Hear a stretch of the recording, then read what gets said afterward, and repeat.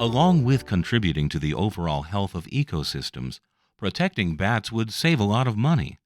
The cost of white nose syndrome continues to escalate. And it's been estimated that $20 to $30 billion worth of insectivore service will be lost with the loss of this bat population.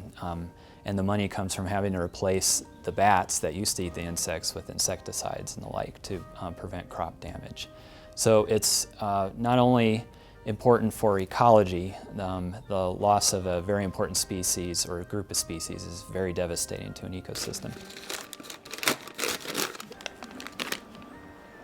Arizona farmers are anxious about white nose syndrome and other hazards with potential to jeopardize the health of this area. Being an organic farmer, being a beekeeper, being a flower gardener, I see we have toads, we have frogs, we had a turtle here yesterday that wandered in. We're doing something that's encouraging all that ecosystem to survive, and the bats are certainly a part of it.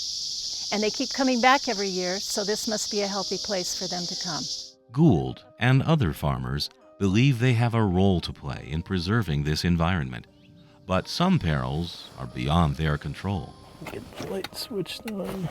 Jason Corbett of Bats Conservation International spends a lot of time in caves, a favorite hideaway for bats. So one of the things that we're most interested in determining the habitat potential and suitability for bats in a feature like this is temperature and humidity. Looks like we've got the shine of some moth parts on the floor, and these are specifically the wings of some smaller moths. Monitoring cave climates and signs of bat activity can assist land managers' preservation of habitats at a time when surface temperatures are rising.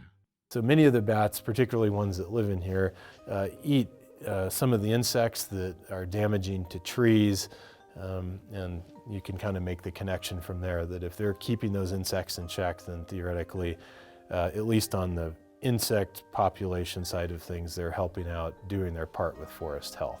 Corbett does research in caves and abandoned mines throughout the region, contributing to the growing knowledge base of habitats, knowing that the health of bats is connected to many plant and animal species.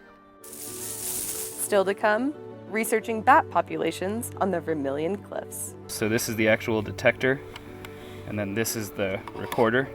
This writes to the card.